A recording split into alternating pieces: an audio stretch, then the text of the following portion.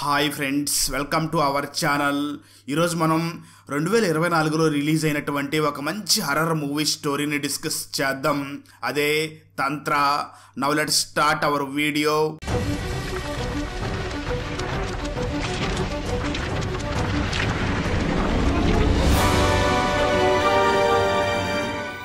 Open చేస్తే అర్ధరాత్రి సమయంలో ఒక ముసలి వ్యక్తి తన చేతిలో చెంబు తీసుకుని పొలానికి వెళుతూ ఉంటాడు.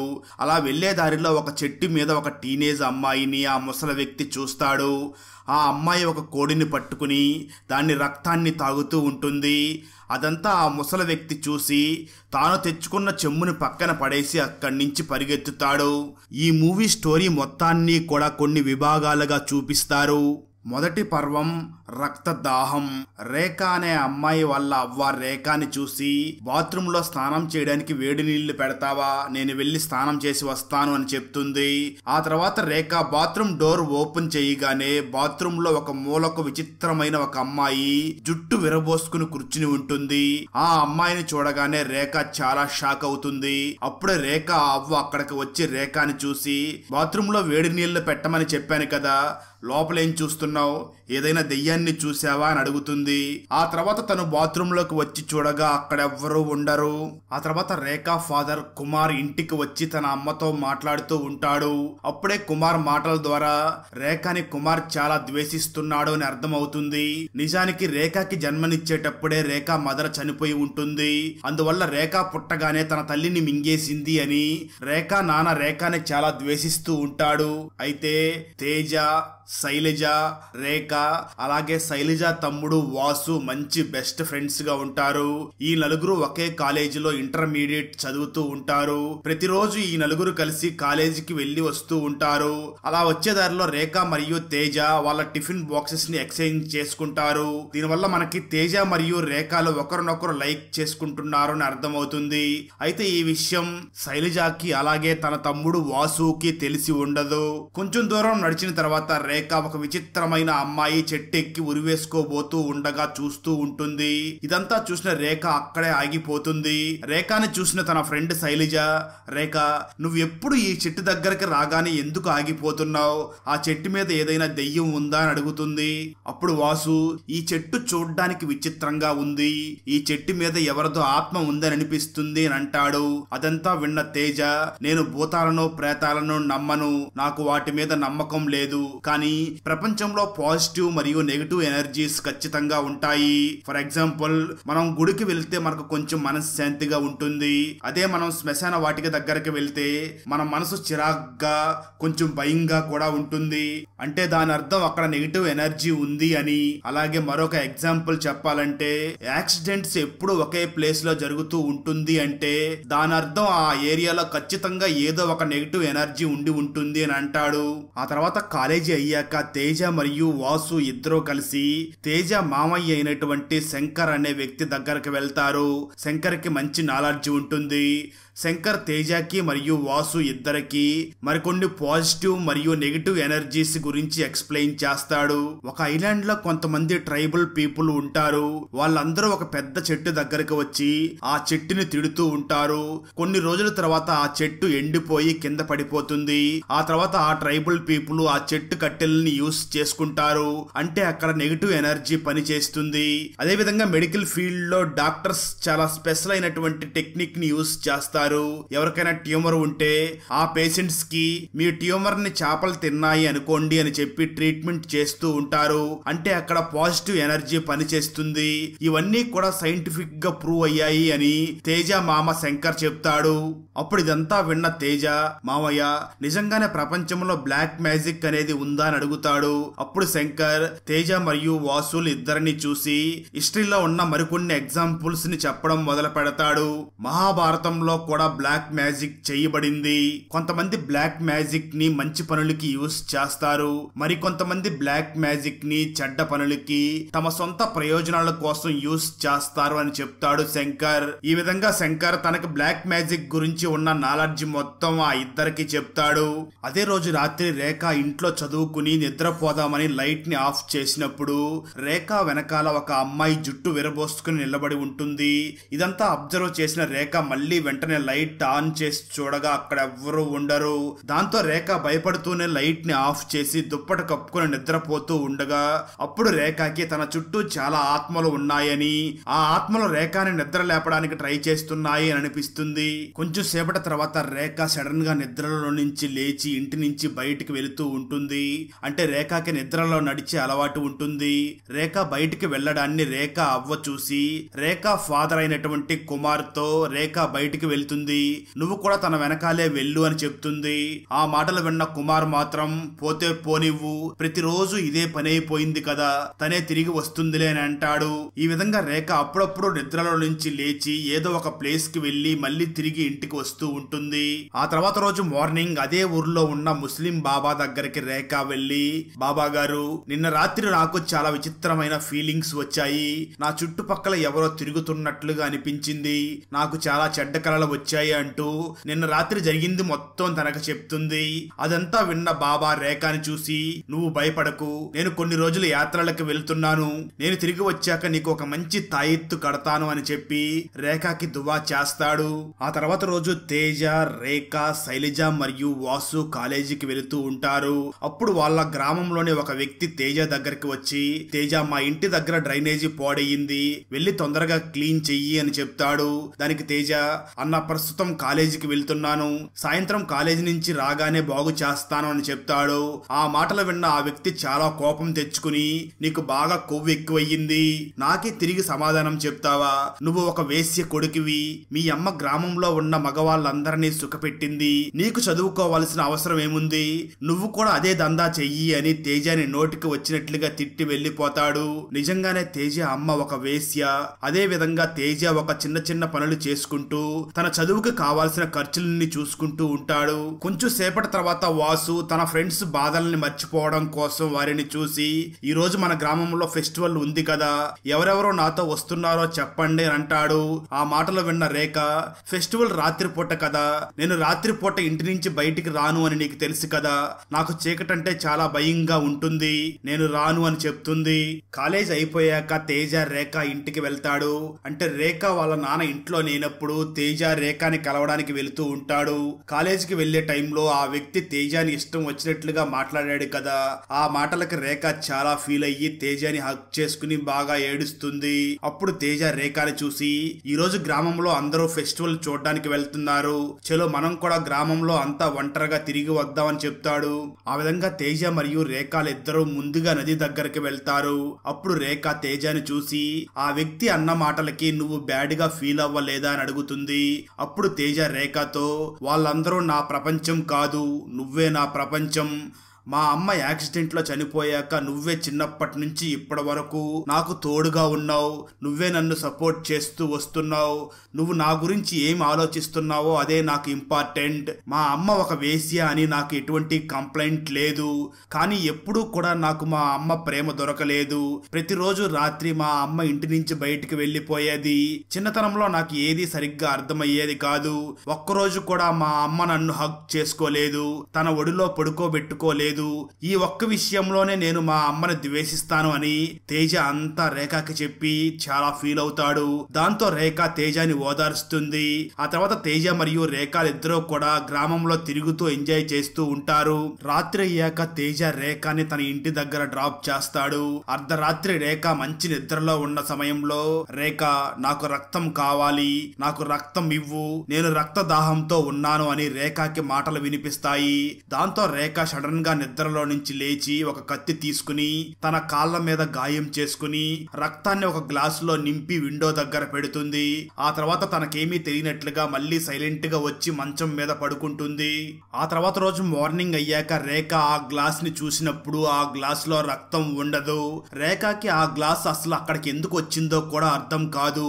ఆ తర్వాత రేఖ ఆ ముస్లిం బాబా దగ్గరికి వెళ్తుంది. అప్పుడు ఆ బాబా రేఖకి ఒక తాయెత్తు కడతాడు. మరో పక్క తేజ తన తన మామయ్య శంకర్ దగ్గరకు వెళ్తాడు. అప్పుడు శంకర్ తేజని చూసి, ప్రతి వారం జూ దగ్గర కొన్ని వస్తువులు కొనుక్కోవడానికి చాలా పెద్ద లైన్ ఉంటుంది.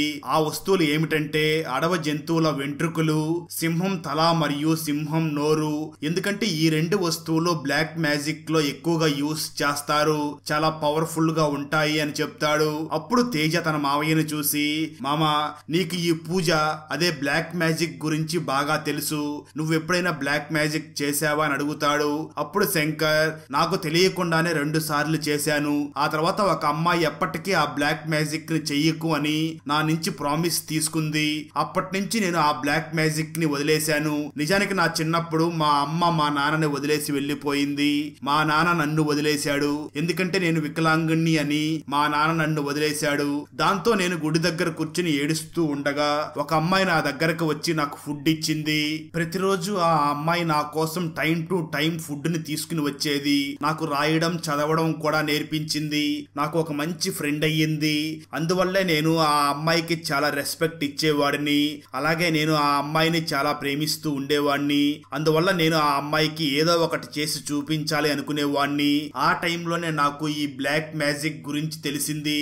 నేను టీనేజ్ లో ఉన్నప్పుడు ముందుగా తంత్ర విద్యలను నేర్చుకోవడం కోసం నేను ట్రై చేశాను.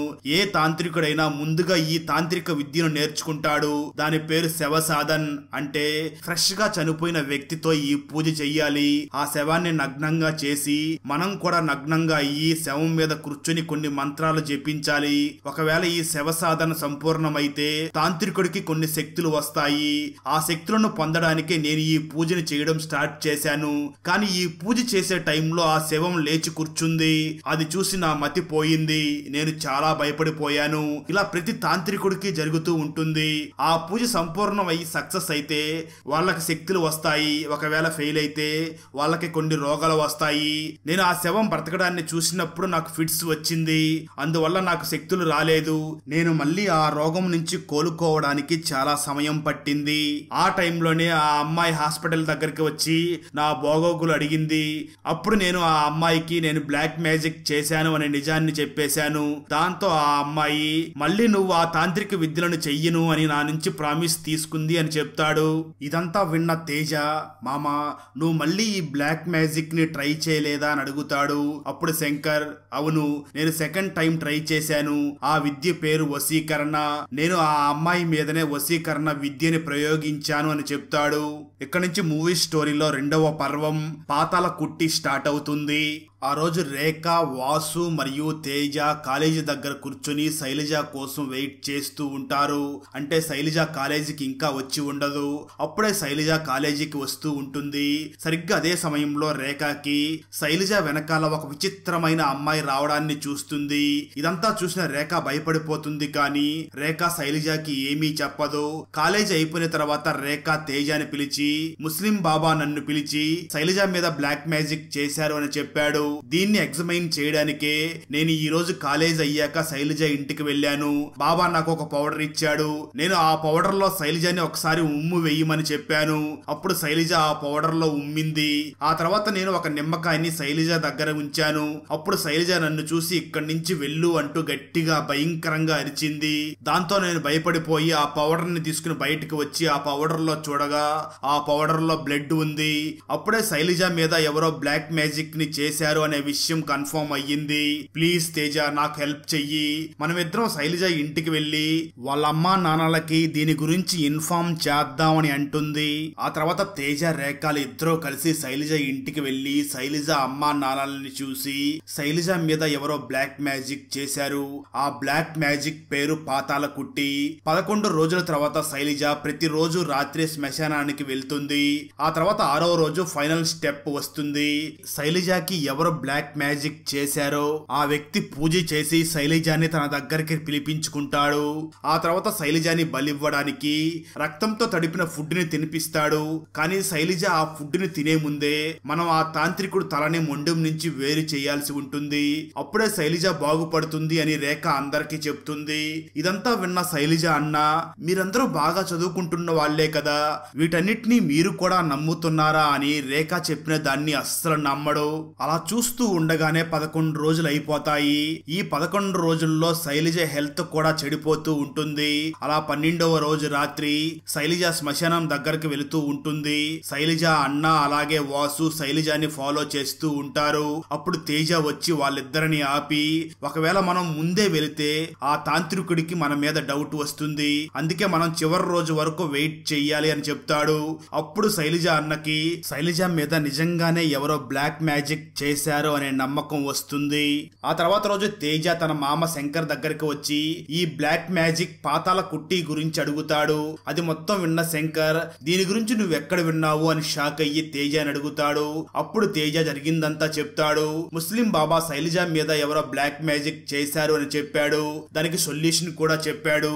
ఎవరైతే ఈ బ్లాక్ మ్యాజిక్ ని చేస్తున్నారో వాళ్ళ తనని మొండెం నుంచి వేరు చేయమని చెప్పాడు అని చెప్తాడు. అదంతా విన్న శంకర్ కొంచెం కంగారు పడి సేఫ్టీ కోసం తేజకి కుంకుమ మరియు తులసి వాటర్ నిచ్చి అక్కడికి వెళ్లే టైంలో మీ తల మీద పెట్టుకోండి అని చెప్తాడు. ఆ తర్వాత ఫైనల్ గా ఆ రోజు రానే వస్తుంది. తాంత్రికుడు శైలజని తన దగ్గరికి పిలిపించుకుని తంత్ర విద్యలు చేస్తూ ఉంటాడు. అక్కడ శైలజ అన్న, వాసు, తేజ, రేఖ కూడా ఉంటారు. కొంచెం సేపటి తర్వాత శైలజ తానంతటా తానే తాంత్రికుడి దగ్గరికి వస్తుంది. నిజానికి జరిగింది ఏమిటి అంటే, గ్రామంలో ఫెస్టివల్ జరిగినప్పుడు ఆ టైంలో ఈ వ్యక్తి, అదే తాంత్రికుడు, శైలజని ఆట పట్టించి ఉంటాడు. అందుకు శైలజ ఆ వ్యక్తి మొహం మీద ఉమ్మి వేసి ఉంటుంది. అందుకే రివెంజ్ తీర్చుకోవడానికి ఆ వ్యక్తి శైలజ మీద బ్లాక్ మ్యాజిక్ ని చేసి ఉంటాడు. ఆ తర్వాత తాంత్రికుడు తన దగ్గరికి వచ్చిన శైలజని చూసి, నీకైతే నీ అందం మీద గర్వంగా ఉంది కదా, ఇప్పుడు చూడు ఆ అందాన్ని నేను ఎలా పోగొడతానో అని చెప్పి మంత్రాల చదువుతూ ఉంటాడు. ఫైనల్ గా ఆ తాంత్రికుడు రక్తంతో కలిపిన ఫుడ్ ని తినమని చెప్తూ ఉండగా సరిగ్గా అదే సమయంలో శైలజ వాళ్ళ అన్న ఆ తాంత్రికుడు తలని నరకడానికి అక్కడికి వస్తాడు. అయితే తాంత్రికుడు అది గమనించి వెంటనే శైలజ అన్న చేయి పట్టుకుంటాడు. ఆ సమయంలో తేజ వచ్చి ఆ తాంత్రికుడు తలని మొండెం నుంచి వేరు చేస్తాడు. దాంతో శైలజ నార్మల్ అవుతుంది. ఆ తర్వాత రోజు శైలజ ఫ్యామిలీలోని అందరూ కూడా ఆ ముస్లిం బాబా దగ్గరికి వెళ్లి థ్యాంక్స్ చెప్తారు. అలాగే శైలజ అన్న కూడా కృతజ్ఞత రూపంలో ఆ బాబాకి గోల్డ్ చైన్ ని ఇస్తాడు. ఇక్కడి నుంచి స్టోరీలో 3వ పర్వం శత్రువు ఆగమనం స్టార్ట్ అవుతుంది. ఒక రోజు ఒక జ్యోతిష్యం చెప్పే వ్యక్తి రేఖ ఇంటి వైపుగా వెళుతూ వెళుతూ సడన్ గా ఆగి రేఖ వాళ్ళ అవ్వను చూసి, ఈ ఇంట్లో రక్తం తాగే ఒక చెడ్డ శక్తి ఉంది, నీ మనవరాలు ఎక్కడ ఉంది అని అడుగుతాడు. ఆ మాటలు విన్న రేఖ అవ్వ, స్వామీజీ రేఖ కాలేజీకి వెళ్ళింది అని చెప్తుంది. దాంతో ఆ స్వామీజీ రేఖ అవ్వను చూసి, నువ్వు నీ మనవరాల్ని జాగ్రత్తగా చూసుకో, ఆమె మీద చెడు శక్తి ప్రభావం ఉంది, అదే విధంగా తన శత్రువు తనని బలి తీసుకోవడానికి రాబోతున్నాడు, దేవుళ్లే తనని కాపాడాలి అని చెప్తాడు. ఆ రోజు రాత్రి రేఖ నిద్రపోతూ ఉండగా మళ్ళీ రేఖ చెవులకి, నాకు రక్తం కావాలి రేఖ, నేను రక్తదాహంతో ఉన్నాను అనే మాటలు వినిపిస్తాయి.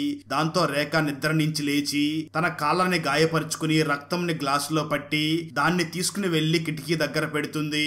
ఆ తర్వాత రోజు మార్నింగ్ లేచాక ఆ గ్లాస్ లో రక్తం ఉండదు. అలాగే రేఖకి ఆ కిటికీలోకి ఆ గ్లాస్ ఎలా వచ్చిందో కూడా అర్థం కాదు. ఆ తర్వాత రోజు ఒక పెద్ద విగతి అనే ఒక పేరు కలిగిన తాంత్రికుడు రేఖ వాళ్ళ గ్రామానికి వచ్చి రాజేశ్వరి అనే పేరు గల లేడీ గురించి అడుగుతూ ఉంటాడు. కొంతమంది విగతిని చూసి, రాజేశ్వరి అనే పేరు గల లేడీ ఈ గ్రామంలో ఉండేది, ఆమె మీద ఎవరో బ్లాక్ మ్యాజిక్ చేశారు అని విన్నాం, పాపం ఆమె చనిపోయింది అని చెప్తారు. ఆ తర్వాత విగతి మళ్ళీ ఒక స్త్రీ దగ్గరికి వెళ్లి మళ్ళీ రాజేశ్వరి గురించి అడుగుతాడు. అప్పుడు ఆ లేడీ, ఆమె ఎప్పుడో చనిపోయింది, కానీ ఆమెకి ఒక కూతురు ఉంది, కాలేజీలో చదువుకుంటుంది, ఆమె పేరు రేఖ, అయినా మీరు రేఖకి ఏమవుతారు స్వామీజీ అని అడుగుతుంది. దాంతో విగతి కోప్పడి నేను రేఖ చావుని అని చెప్పి ఆ లేడీ మీద తంత్ర విద్యుల్ని ప్రయోగిస్తాడు. దాంతో ఆ లేడీ పాపం ప్యారలైజ్ అవుతుంది. ఈ ఒక్క సంఘటనతో విగతి ఎంత పవర్ఫుల్ అర్థమవుతుంది. ఆ తర్వాత విగతి రేఖ కాలేజీ దగ్గరికి వచ్చి ఒక నిమ్మకాయని దారిలో ఉంచుతాడు. ఎందుకంటే విగతికి రేఖ ఎలా ఉంటుందో తెలియదు కాబట్టి తను ఎలా ఉంటుందో తెలుసుకోవడం కోసం నిమ్మకాయని అక్కడ వదిలిపెడతాడు. కొంత సమయం తర్వాత ఆ నలుగురు ఫ్రెండ్స్, అదే తేజ, రేఖ, వాసు మరియు శైలజలు కాలేజీ నుంచి ఇంటికి వెళుతూ ఉంటారు. అప్పుడే అలా చూస్తూ ఉండగానే ఆ నిమ్మకాయ తానంతట తానే రేఖ దగ్గరికి వెళ్తుంది. రేఖ ఆ నిమ్మకాయ మీద కాలుని పెడుతుంది. అప్పుడు విగతికి తానే రాజేశ్వరి కూతురు అని అర్థం అవుతుంది. ఆ తర్వాత ఈ తాంత్రికుడు విగతి ఆ నిమ్మకాయ మీద ఏదో తంత్రాలు చేస్తాడు. సరిగ్గా అదే సమయంలో ఒక కిన్నెర ఆత్మ రేఖ దగ్గరికి వెళ్తుంది. ఆ తర్వాత ఆ ఆత్మ రేఖ జుట్టు పట్టుకుని ఈడ్చుకుంటూ విగతి దగ్గరికి రేఖని తీసుకుని వెళ్తూ ఉంటుంది. సరిగ్గా సరిగ్గా అదే సమయంలో రేఖ అమ్మవారి ఫోటోని చేతిలోకి తీసుకుంటుంది. అప్పుడు ఆ కిన్నెర ఆత్మ మాయం అయిపోతుంది. పాపం రేఖ బ్రతికిపోతుంది. ఆ తర్వాత రోజు రేఖ మళ్ళీ ఆ ముస్లిం బాబా దగ్గరకు వెళ్లి నిన్న రాత్రి జరిగిందంతా కూడా చెప్తుంది. బాబా, నిన్న నేను ఒక నిమ్మకాయ మీద కాలు పెట్టాను. ఆ నిమ్మకాయ మీద ఏదో తంత్ర విద్యలు చేశారు అని నాకు అనిపిస్తుంది. అలాగే అక్కడ కూర్చుని ఉన్న ఒక వ్యక్తి నన్నే చూస్తూ ఉన్నాడు అని చెప్తుంది. సరిగ్గా అదే సమయంలో మరో పక్క విగతి మళ్ళీ రిచువల్స్ చేస్తూ రేఖని తన దగ్గరికి పిలిపించుకోవడానికి రిచువల్స్ చేస్తూ ఉంటాడు. అదే సమయంలో బాబా కూడా రేఖని కాపాడడానికి కొన్ని రిచువల్స్ చేస్తూ ఉంటాడు. ఆ తర్వాత రేఖ మీద కొన్ని మంత్రాలు చదివి తన మీద ఉమ్మేస్తాడు. దానివల్ల విగతి చేసే రిచువల్స్ డిస్టర్బ్ అవుతుంది. అప్పుడు విగతి చాలా కోప్పడతాడు. ఎవరో కాని రేఖని కాపాడుతున్నాడు, నువ్వు ఎంతకాలం తనని కాపాడగలవో నేను చూస్తాను అని అంటాడు. అదే రోజు రాత్రి నిర్మానుష్యమైన దారిలో ఆ బాబా తన ఇంటికి వెళుతూ ఉండగా ఆ బాబాకి ఎవరో ఒక అమ్మాయి గొంతు వినిపిస్తుంది. కానీ అమ్మాయి కనిపించదు. కొంచెం సేపటి తర్వాత ఒక విచిత్రమైన భయంకరమైన అమ్మాయి ఆ బాబాకి కనిపిస్తుంది. ఆ అమ్మాయిని చూడగానే బాబా స్పృహ కోల్పోతాడు. ఫైనల్ గా ఆ అమ్మాయి ఆత్మ బాబాని చంపేస్తుంది. ఆ తర్వాత రోజు వాసు తేజ దగ్గరకు వచ్చి బాబా చనిపోయాడు, చూడ్డానికి అతని మీద ఎవరో బ్లాక్ మ్యాజిక్ చేసి తనని చంపేసినట్లు ఉన్నారు అని చెప్తాడు. ఆ తర్వాత వాసు మరియు తేజ ఇద్దరు కలిసి రేఖ దగ్గరికి వెళ్తారు. అప్పుడే ఆ ఇద్దరికి బాబా రేఖకి హెల్ప్ చేస్తున్నాడు కాబట్టి అతన్ని చంపేశారు అని అనిపిస్తుంది. ఆ తర్వాత తేజ వెంటనే తన మామ శంకర్ దగ్గరికి వచ్చి బాబా చనిపోయాడు, నిజానికి బాబా రేఖకి హెల్ప్ చేస్తూ ఉండేవాడు, అంటే ఇప్పుడు రేఖ ప్రాణాల ప్రమాదంలో ఉన్నాయని అనిపిస్తుంది. మామ ప్లీజ్ మీరే నాకు హెల్ప్ చెయ్యండి అని అంటాడు. అప్పుడు శంకర్ తేజకి ఎవరో ఒక స్వామీజీ గురించి చెప్పి నువ్వు ఆ స్వామీజీ దగ్గరికి వెళ్లి అతన్ని కలువు, అతను ఖచ్చితంగా నీకు సహాయం చేస్తాడు అని చెప్తాడు. అదే రోజు రాత్రి రేఖ యాజ్ యూజువల్ గా నిద్రలో నుంచి లేచి బయటికి వస్తుంది. అయితే కొంచెం సేపటి తర్వాత రేఖ స్పృహలోకి వచ్చి తను వెళ్లే దారిలో తేజ అమ్మ ఆత్మ నిలబడి ఉండడాన్ని చూస్తుంది. అది చూసి పాపం రేఖ చాలా భయపడిపోయి వెంటనే రేఖ తన ఇంటికి పరిగెత్తుకుంటూ వెళ్తుంది. మరోపక్క తేజ తన మామను చూసి మామ, మీరు ప్రేమించే ఆ అమ్మాయి మీద వశీకరణం చేశారు కదా, ఆ తర్వాత ఏం జరిగింది అని అడుగుతాడు. అప్పుడు శంకర్ అసలు విషయం ఏమిటి అంటే ఆ అమ్మాయికి పెళ్లి కుదిరింది, దాన్ని నేను జీర్ణించుకోలేకపోయాను, అందువల్ల నేను ఆ అమ్మాయిని పొందడానికి వశీకరణని యూస్ చేశాను. ఒక ప్లేస్ లో కూర్చుని రిచువల్ చేస్తూ ఉన్నాను. కొంచెం సేపటి తర్వాత ఆ అమ్మాయి నా దగ్గరికి వచ్చింది. అప్పుడు నేను ఆ అమ్మాయిని చూసి నేను నిన్ను గులాబీ పూలు తీసుకురమ్మని చెప్పాను, తీసుకుని వచ్చావా అని అడిగాను. దాంతో ఆ అమ్మాయి నా చేతిలో ఒక చిన్న అమ్మవారి విగ్రహాన్ని పెట్టింది. దాన్ని చూడగానే నా మతి పోయింది. అప్పుడు ఆ అమ్మాయి నన్ను చూసి శంకర్, నీ వశీకరణ విద్య నా మీద పని చేయలేదు, నేను నీకు మంచి ఫ్రెండ్ని, నిన్ను పెళ్లి చేసుకోవడానికి నాకు ఎటువంటి అభ్యంతరం లేదు, కానీ నీ క్యాస్ట్ నా క్యాస్ట్ వేరు కాబట్టి మా నాన్న ఒప్పుకోరు, నువ్వు నాకు ప్రామిస్ చెయ్యి, ఇంకెప్పుడు కూడా నువ్వు నా ముందుకి రాకు, అలాగే ఈ బ్లాక్ మ్యాజిక్ మళ్ళీ ట్రై చేయకు అని చెప్పింది. అందుకే తనకి చేసిన ప్రామిస్ కి కట్టుబడి ఉండి ఇంతవరకు ఎటువంటి బ్లాక్ మ్యాజిక్లు చేయలేదు అని చెప్తాడు. ఆ తర్వాత రోజే తేజ శంకర్ చెప్పిన స్వామీజీని కలవడానికి వేరే ఊరికి వెళ్తాడు. వెంటనే ఆ స్వామీజీని కలిసి జరిగిందంతా తేజ తనకి చెప్తాడు. అంటే ఆ బాబా గురించి, రేఖ గురించి, రేఖకి వచ్చే చెడు కళల గురించి మొత్తం చెప్తాడు. అప్పుడు ఆ స్వామీజీ మరియు తేజ ఇద్దరు కలిసి పూజ చేయడం మొదలు పెడతారు. అప్పుడు స్వామీజీ తేజని చూసి ఒకవేళ ఈ కొబ్బరి బొండం అమ్మవారి వైపు తిరిగితే రేఖ సేఫ్ గానే ఉంటుంది, కానీ ఒకవేళ ఈ కొబ్బరి బొండం రివర్స్ తిరిగితే మాత్రం రేఖ ప్రాణానికి ఏదో ప్రమాదం ఉంటుంది అని చెప్తాడు. ఆ విధంగా పూజ చేసే టైంలో ఆ కొబ్బరి బొండం రివర్స్ లో తిరుగుతుంది, అంటే దాని అర్థం రేఖ ప్రాణానికి ఏదో ప్రమాదం ఉంది. సరిగ్గా అదే సమయంలో విగాతి తన ప్లేస్ లో కూర్చుని బ్లాక్ మ్యాజిక్ చేస్తూ ఉంటాడు. అప్పుడు ఆ బ్లాక్ మ్యాజిక్ ప్రభావం రేఖ మీద పడుతుంది. దాంతో రేఖ బ్లడ్ వామిటింగ్ చేసుకుంటుంది. రేఖ నోట్లో నుంచి చాలా వెంట్రుకలు బయటకు వస్తూ ఉంటాయి. అలా చాలా జరుగుతాయి. కొంచెం సేపటి తర్వాత విగాతి దగ్గర ఉండే ఒక బ్లాక్ మ్యాజిక్ డాల్ తనంతట తానే తగలబడుతుంది. అయితే అదే సమయంలో తేజ పూజ చేస్తున్న ప్లేస్ లో ఉన్న ఆ కొబ్బరికాయ మళ్ళీ మంచి దిశలోకి, అంటే అమ్మవారి వైపు తిరుగుతుంది. అంటే దాని అర్థం రేఖ ప్రాణాలు సురక్షితంగా ఉన్నాయి అని. అప్పుడే విఘాతి, ఇప్పుడు నన్ను ఆపుతున్న ఆ శక్తి ఎవరు? కానీ ఈ రేఖ ఎప్పుడో ఒకప్పుడు నా దగ్గరికి రావాల్సిందే అని అంటూ ఉంటాడు. ఇక్కడే స్టోరీలో 4వ పర్వం ముసుగులో మహంకాళి స్టార్ట్ అవుతుంది. ఆ తర్వాత రోజు తేజ రేఖ దగ్గరికి వచ్చి రేఖని హగ్ చేసుకుంటాడు. ఎందుకంటే రేఖ ప్రాణాలు కాపాడబడ్డాయి కాబట్టి. కానీ తేజ మనసులో చాలా క్వశ్చన్స్ ఉంటాయి. కొన్ని రోజుల క్రితం రేఖ బాబా దగ్గరికి వెళ్లి వచ్చాను, శైలజకి ఎవరో బ్లాక్ మ్యాజిక్ చేశారు అని చెప్పింది. కానీ ఆ తర్వాత శైలజ ప్రాణాలు కాపాడబడ్డాయి. అప్పుడు నేను థ్యాంక్స్ చెప్పడానికి బాబా దగ్గరికి వెళ్ళినప్పుడు బాబా మాత్రం నేను అలా ఏమీ చేయలేదు, రేఖ దాని గురించి అసలు నాకేమీ చెప్పలేదు అని ఆ బాబా తేజకి చెప్పి ఉంటాడు. దాంతో ఆ బాబా చనిపోయిన తర్వాత తేజ వెంటనే విఘాతి దగ్గరికి వెళ్లి అసలు నువ్వు బాబాని ఎందుకు చంపావు, రేఖ వెనకాల ఎందుకు పడ్డావు అని అడుగుతాడు. అప్పుడు విఘాతి, ఏ బాబా, ఎవరికి బాబా, నాకు ఏ బాబా తెలియదు, నేను ఎవరిని చంపలేదు, నాకు కేవలం రేఖ మాత్రమే కావాలి, నువ్వు రేఖ ప్రియుడివి కదా అని చెప్పి విఘాతి తన తంత్ర విద్యతో తేజాని గాలిలోకి ఎగరేసి ఒకవేళ నువ్వు నా దారికి అడ్డుగా వస్తే నిన్ను కూడా నేను బలిస్తాను, సైలెంట్ గా నువ్వు నా దారి నుంచి తప్పుకో అని చెప్తాడు. మూడో డౌట్ ఏమిటి అంటే తేజ ఆ స్వామీజీ దగ్గరికి వెళ్లి రేఖని కాపాడడం కోసం పూజ చేశాడు కదా. పూజ అయిన తర్వాత ఆ స్వామీజీ తేజాని చూసి ఇప్పుడు రేఖ ప్రాణానికి ప్రమాదం లేదు, నిజానికి నేను పూజ చేయడం వల్ల రేఖ ప్రాణాలతో బ్రతకలేదు, రేఖ మీద ఎవరో బ్లాక్ మ్యాజిక్ చేస్తున్నారు అది మాత్రం పక్కా, కానీ బ్లాక్ మ్యాజిక్ తెలిసిన ఇంకొక వ్యక్తి ఎవరో దాన్ని తీసేశాడు, అంటే దాని అర్థం రేఖని ఎవరో కాపాడాడు అని చెప్తాడు. ఆ తర్వాత తేజ తిరిగి మళ్ళీ తన గ్రామానికి వచ్చి బాగా ఆలోచిస్తూ బ్లాక్ మ్యాజిక్ చేసి ఆ ఇంకో వ్యక్తి ఎవరో అని ఎంక్వైరీ చేయగా అప్పుడు ఆ బ్లాక్ మ్యాజిక్ చేసే ఇంకో వ్యక్తి ఎవరో కాదు, రేఖ అయి ఉంటుంది. రేఖ అప్పుడప్పుడు శ్మశానానికి వెళ్లి బ్లాక్ మ్యాజిక్ చేస్తూ ఉంటుంది. ఇదంతా తేజ రేఖకి చెప్పి ఎందుకు ఇలా చేస్తున్నావు అని అడుగుతాడు.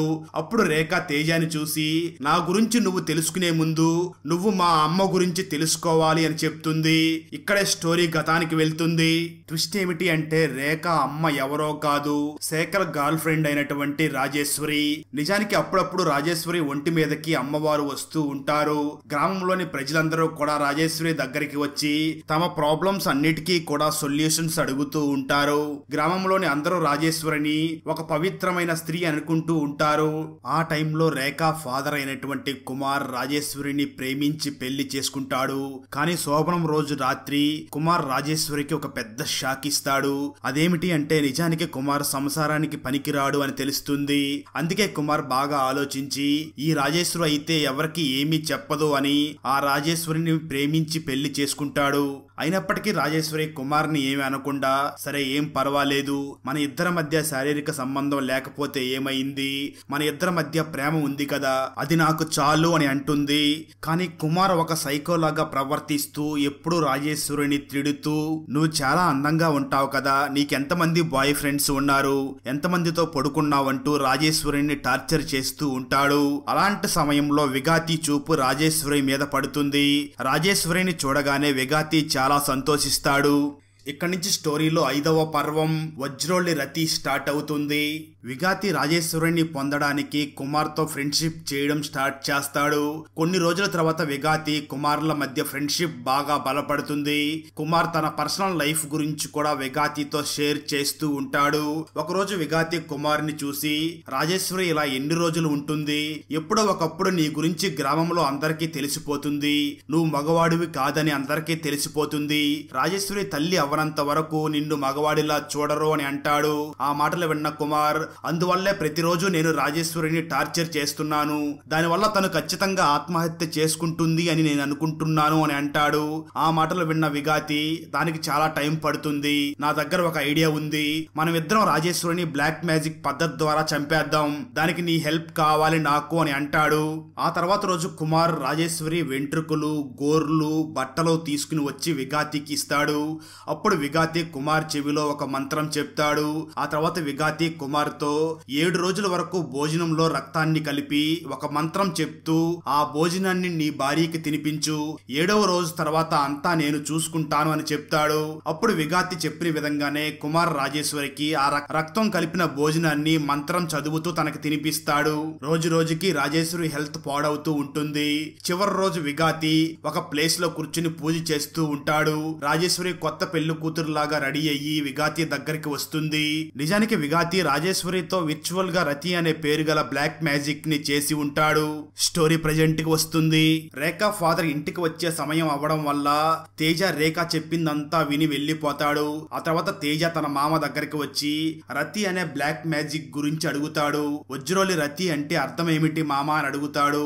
ఆ మాటలు విన్న శేఖర్ దీని గురించి నీకు ఎవరు చెప్పారు అని అడుగుతాడు. అప్పుడు తేజ రేఖ చెప్పింది అని చెప్తాడు. దాంతో శేఖర్ వజ్రోలి రతి అనే బ్లాక్ మ్యాజిక్ గురించి చెప్పడం మొదలు పెడతాడు. నిజానికి ముందు తాంత్రికులు వజ్రాల మూత్రం ని ప్రాక్టీస్ చేస్తారు. అంటే దాని అర్థం తమ ప్రైవేట్ పార్ట్ హెల్ప్ తో వాటర్ ని లోపలికి లాగేస్తారు. ఆ తర్వాత పాలుని యూస్ చేస్తారు. ఆ తర్వాత మెర్క్యూరీని యూస్ చేస్తారు. ఎవరైనా తాంత్రికుడు తమ ప్రైవేట్ పార్ట్ ద్వారా మెర్క్యూరీని లోపలికి లాగితే ఆ తాంత్రికుడు ఆ విద్యలో సక్సెస్ అయి ఉంటాడు. ఈ విద్యలో ఆ తాంత్రికుడు ఒక లేడీతో సంభోగిస్తాడు. ఈ సంభోగం మామూలు సంభోగం కాదు. తాంత్రికుడు ఎదుటి స్త్రీ అందాన్ని ఏజ్ ని తనలోకి లాగేసుకుంటాడు. అది కూడా తన ప్రైవేట్ పార్ట్ సహాయంతో లాగేసుకుంటాడు. ఎవరైనా బాబా ఏజ్ 200 సంవత్సరాలు అని నువ్వు వినే ఉంటావు. కానీ అతను చూడ్డానికి 50-60 సంవత్సరాల లాగా ఉంటారు. వాళ్ళు ఈ తంత్ర విద్య సహాయంతోనే ఎదుటి వారి ఏజ్ ని తమలోకి లాగేసుకుంటారు అని చెప్తాడు. ఆ తర్వాత రోజు తేజ రేఖ దగ్గరికి వచ్చి ఆ తర్వాత ఏం జరిగింది, స్టోరీని కంటిన్యూ చెయ్యి అని అంటాడు. దాంతో రేఖ తన అమ్మకి ఏం జరిగిందో చెప్పడం మొదలు పెడుతుంది. విగాతి మా అమ్మ అందం మరియు ఏజ్ ని పొందడానికి ఈ బ్లాక్ మ్యాజిక్ ని స్టార్ట్ చేశాడు. ఆ రిచువల్ కారణంగా విగాతి మా అమ్మ సంభోగం చేయడం మొదలు పెట్టారు. అయితే ఆ టైంలో విగాతి మైండ్ బ్లాక్ అయ్యింది. ఆ తర్వాత అది ఒక నార్మల్ సంభోగంలా మారిపోయింది. ఏదైనా ఒక బ్లాక్ మ్యాజిక్ ఫెయిల్ అయితే ఆ బ్లాక్ మ్యాజిక్ రివర్స్ లో ఆ తాంత్రికుడి మీద ప్రభావం పడుతుంది. దానివల్ల విగాతి పిచ్చివాడయ్యి గ్రామం వదిలేసి పారిపోయాడు. కానీ ఆ ప్రభావం మా అమ్మ మీద కూడా చాలా పడింది. ఆ బ్లాక్ మ్యాజిక్ శక్తులన్నీ కూడా మా అమ్మని బాగా సతాయించాయి. మా అమ్మకు విచిత్రమైన శబ్దాలన్నీ వినిపించడం మొదలయ్యాయి. ఒక రోజు మా అమ్మ ఆత్మహత్య చేసుకోవాలి అని ఆలోచించింది. కానీ అప్పుడు మా అమ్మకి వామిటింగ్స్ అవ్వడం స్టార్ట్ అయ్యాయి. అప్పుడే మా అమ్మకి తను అమ్మ కాబోతుంది అని తెలిసింది. ఆ తర్వాత మా అమ్మ నన్ను కని చనిపోయింది అని చెప్పి రేఖ తేజాని చూసి ఆ తంత్ర విద్య వల్లనే నాకు కొన్ని శక్తులు వచ్చాయి. నేను ఆత్మలన్నీ చూడగలను. నాకు చీకటంటే భయం అని నేను మీకు అబద్ధం చెప్తూ వస్తున్నాను. ఆత్మలంటే భయం అని కూడా చెప్పాను. ఒకవేళ నాలో శక్తులు ఉన్నాయని గ్రామంలోని వాళ్ళకి తెలిస్తే గ్రామంలోని అందరూ కూడా నన్ను తప్పుగా అనుకుని నన్ను ఈ గ్రామం నుంచి వేరు చేస్తారు. అలాగే నేను నీ నుంచి కూడా దూరం అవ్వలేను. తేజ నువ్వు నాకు దూరం అవ్వకుండా ఉండడం కోసమే నీ దగ్గర ఇది చెప్పకుండా దాచి ఉంచాను. ఇప్పుడు నేను నీ క్వశ్చన్స్ అన్నిటికీ ఆన్సర్ ఇస్తాను. శైలజ మీద బ్లాక్ మ్యాజిక్ చేశారు అని బాబాజీ నాకు చెప్పలేదు. నేనే ఫైండ్ అవుట్ చేశాను. దానికి సొల్యూషన్ నేను శైలజ వాళ్ళ ఫ్యామిలీకి చెప్పాను. రెండో విషయం ఏమిటి అంటే నేను ఆ బాబా దగ్గరికి వెళ్ళినప్పుడు బాబా నన్ను అక్కడ ఇక్కడ టచ్ చేయడం మొదలు పెట్టాడు. అప్పుడు ఆ బాబా తాయిత్తు సాకుతో అమ్మాయిలతో తప్పుగా ప్రవర్తిస్తున్నాడు అని అర్థమయ్యింది. నేను ఆ బాబాని నా తండ్రి అనుకునేదాన్ని. అందుకే నేను చాలా బాధపడి వేరే అమ్మాయి జీవితం పాడవకుండా ఉండాలి అనే ఉద్దేశంతో నేనే వేరే అమ్మాయి ఆత్మ సహాయంతో ఆ బాబాజీని చంపించాను. మూడవది ఈ విగతి నా దగ్గరికి ఎప్పుడో ఒకసారి వస్తాడు అని మా అమ్మకి ముందే తెలుసు. అందువల్ల మా అమ్మ ఆత్మ నాకు కొన్ని తంత్ర విద్యలను నేర్పించింది. మా అమ్మ ఆత్మ ఎప్పుడూ నాతోనే ఉంటుంది. తేజ మా అమ్మ కేవలం నాకు మాత్రమే కనిపిస్తుంది. విగతి నా మీద బ్లాక్ మ్యాజిక్ చేసేటప్పుడు నేనే అతన్ని ఎదుర్కొన్నాను. తేజ మరొక విషయం, ప్రతి పౌర్ణమి రోజు నాకు రక్తం కావాలి. అప్పుడే నేను మనిషిలాగా ఉండగలను అని రేఖ తేజకి షాకింగ్ విషయాలన్నీ చెప్తుంది. అలాగే మూవీ స్టార్టింగ్ లో ఒక టీనేజ్ అమ్మాయి చెట్టు పైకి ఎక్కి కోడి రక్తం తాగుతూ ఉంటుంది కదా, ఆ అమ్మాయి ఎవరో కాదు రేఖానే. ఆ అమ్మాయి చిన్నతనంలో పొదల్లోకి వెళ్లి కోడి రక్తం తాగుతూ ఉన్నప్పుడు తేజ వాళ్ళ అమ్మ రేఖాని చూస్తుంది. భయంతో పరిగెడుతూ ఉన్నప్పుడు ఒక ట్రక్ వచ్చి తేజ అమ్మని గుద్దుతుంది. అందువల్ల తేజ అమ్మ చనిపోతుంది. అలా రేఖ జరిగింది మొత్తం తేజకి చెప్పి మీ అమ్మ చనిపోవడానికి కారణం నేనే తేజ అని చెప్తుంది. ఆ మాట వినగానే తేజ చాలా షాక్ అవుతాడు. ఆ తర్వాత తేజ బాగా ఏడుస్తాడు. రేఖ తేజని చూసి అప్పటి నుంచి నేను వేరే వాళ్ళకి వాళ్ళకి ఇబ్బంది కలగకుండా ఉండడం కోసమే నా రక్తాన్ని నేనే తాగుతున్నాను తేజ అని చెప్తుంది. అది మొత్తం విన్న తేజ తన అమ్మ చనిపోవడానికి కారణం రేఖ అని తెలిసి రేఖని కొద్దిగా అరుస్తాడు. ఆ తర్వాత తేజ తన మామ దగ్గరికి వెళ్లి, మామ నువ్వు ఏ అమ్మాయినైతే ప్రేమించావో ఆమె రేఖ అమ్మాయినటువంటి రాజేశ్వరినా అని అడుగుతాడు. అప్పుడు శంకర్, అవును ఆమె రాజేశ్వరినే. రాజేశ్వరికి వేరే వాళ్లతో పెళ్లైన తర్వాత నేను ముందుకు బానిసయ్యాను. ప్రతిరోజు రాత్రి తన ఇంటికి దగ్గరగా వెళ్లి దూరంగా నుంచి తనని కేవలం చూసి నా ఇంటికి తిరిగి వచ్చేవాడిని. కానీ కొన్ని రోజుల తర్వాత రాజేశ్వరి నాకు ఇంట్లో కనిపించలేదు. ఆ టైంలోనే నేను ఒక శ్మశానం దగ్గర విగతి బ్లాక్ మ్యాజిక్ చేయడాన్ని అబ్జర్వ్ చేశాను. ఆ టైంలో విగతినే రాజేశ్వరి మీద బ్లాక్ మ్యాజిక్ చేస్తున్నాడు అనే విషయం నాకు తెలియదు. అందువల్ల నేను విగతి మందులో స్పృహ కోల్పోయే టాబ్లెట్స్ ని కలిపాను. దానివల్లే ఆ రోజు విగతి మంత్రాలు మర్చిపోయాడు, రాజేశ్వరితో సంభోగించాడు. ఆ తర్వాత పిచ్చివాడు అయ్యి ఊరు వదిలి పారిపోయాడు. అందువల్ల అప్పుడప్పుడు రాజేశ్వరి నాకు కనిపిస్తూ ఉంటుంది. నిన్ను ఏ రోజైతే విగతి గాలిలోకి ఎగిరేలాగా చేశాడో ఆ టైంలో రాజేశ్వరినే నాకు ఇన్ఫార్మ్ చేసింది, నిన్ను కాపాడుకోమని చెప్పింది. అందువల్ల నేను నీ దగ్గరికి వచ్చి కొన్ని మంత్రాలు చెప్పి నిన్ను కిందకి దించాను అని చెప్తాడు. ఇక్కడ నుంచి స్టోరీలో 6వ పర్వం చిన్న మస్తాదేవి స్టార్ట్ అవుతుంది. ఒకరోజు విగతి ఒక అబ్బాయి మీద బ్లాక్ మ్యాజిక్ చేసి ఆ అబ్బాయిని చంపేస్తాడు. ఆ తర్వాత విగతి గ్రామంలోని వాళ్ళందరి దగ్గరికి వచ్చి ఆ నింద మొత్తం రేఖ మీద వేస్తాడు. రేఖనే ఆ అబ్బాయిని చంపింది అని ఊర్లోని అందరికీ చెప్పి రేఖని అలాగా తన ఫ్యామిలీ మొత్తం పంచాయతీకి వచ్చేలాగా చేస్తాడు. ఆ తర్వాత విగతి రేఖ బ్లాక్ మ్యాజిక్ చేస్తుంది అంటూ తన మీద చాలా నిందలు వేస్తాడు. ఆ టైంలోనే విగతి రేఖ నోరు మూసి చేతులు బంధించి గ్రామంలోని వాళ్ళందరినీ చూసి ఒకవేళ రేఖ లోపల ఎటువంటి చెడు శక్తులు లేకపోతే ఆమె ఈ రోజు రాత్రి కరెక్ట్ గా వాళ్ళ ఇంటికి వెళ్లిపోతుంది. ఒకవేళ ఆమె బాడీ లోపల ఏవైనా చెడు శక్తులు ఉంటే ఆమె ఈ రోజు రాత్రి చనిపోతుంది. ఈ రోజు రాత్రి ఇంటి నుంచి ఎవరో బయటికి రాకండి అని చెప్తాడు. అదే రోజు రాత్రి విగతి రేఖ దగ్గరికి వచ్చి, ప్రతి పౌర్ణమి రోజు నువ్వు రక్తం తాగుతావని నాకు తెలుసు, అందువల్లే నేను ఈ రోజుని సెలెక్ట్ చేసుకున్నాను, నిన్ను బాగా ఇరికించాను. నా పని సగంలో ఆగిపోయి ఉంది, దాన్ని కంప్లీట్ చేసి నిన్ను బలిచ్చి ఇంకా చాలా ఎక్కువ శక్తులు పొందుతాను అని చెప్పి తను రిచువల్ చేస్తూ ఉంటాడు. అదే టైంలో తేజ రేఖని కాపాడడానికి అక్కడికి వస్తాడు. కానీ విగతి చాలా పవర్ఫుల్ వ్యక్తి కాబట్టి తేజని కూడా బంధించేస్తాడు. అప్పుడు తేజ తన నాలుకని కొరికి ఆ రక్తాన్ని రేఖ నోట్లో పడేటట్లుగా చేస్తాడు.